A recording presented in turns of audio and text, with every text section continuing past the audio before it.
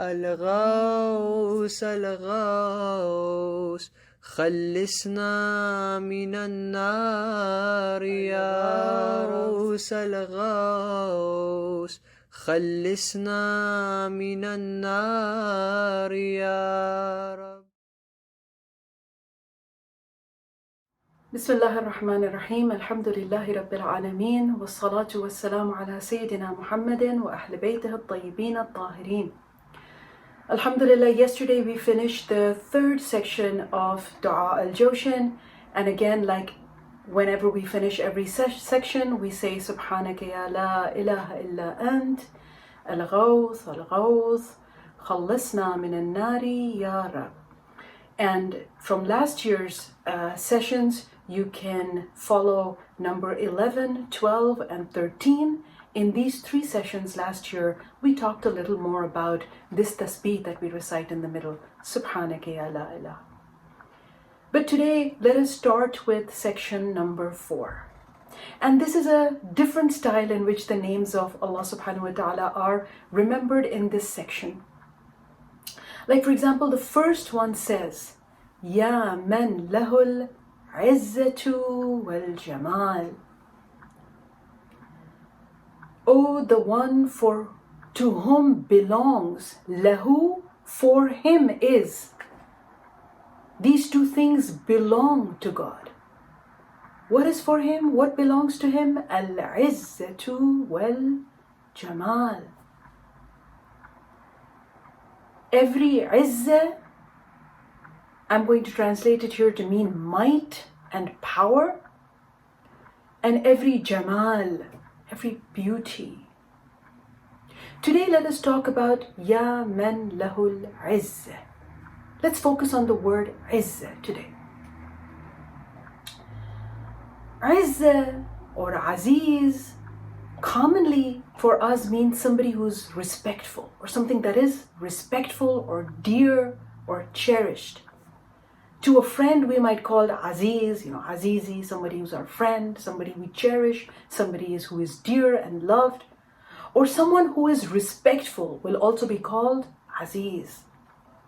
But when we look at the deeper meaning of the word, for example, in Arabic, when they're talking about Izzah, it is given the example that is given is al-ard al-izaz. Ard, a land, a piece of land is called izaz. And what is this Izzah of the land? Which means something that is firm, something that will not break easily. Yes, let's take that. I like that meaning. Not easily broken. That is Aziz, someone who does not break. Why do we break? We break because we depend on people who are not there when we need them. We break because we lean on structures that are not firm, not strong, they are corrupt. And when we lean on them, we fall and we break. But Allah subhanahu wa ta'ala does not depend on anyone. And that is why He can never be broken. And that is His might and His power. Ya man lahul Izzah. Cannot be broken. Today, how much ever power that we might have, how much ever might that we might think that we possess, depends on so many other things. Let's make it easy by that example of that anecdote, that story that we have of Bahlul and Harun al-Abbasi. Once when Harun saw Bahlul, in the desert, he was like, Bahlul, do you know how powerful I am? He says, what is your power? What is your might?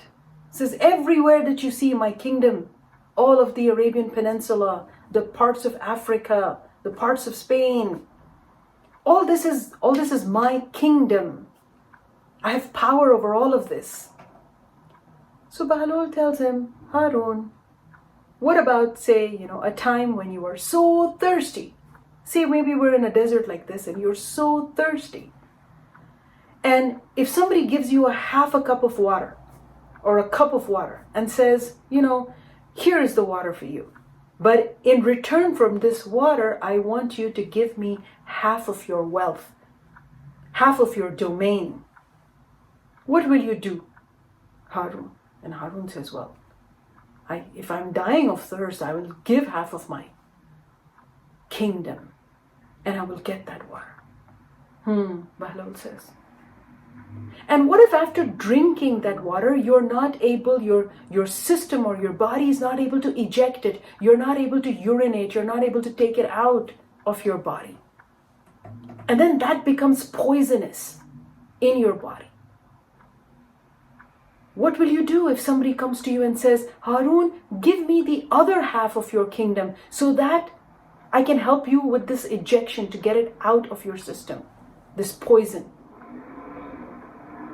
He says, I will give half of my kingdom because I need to live. And then Bahlul says, see, Harun, you thought you were Aziz, you thought you had power and might,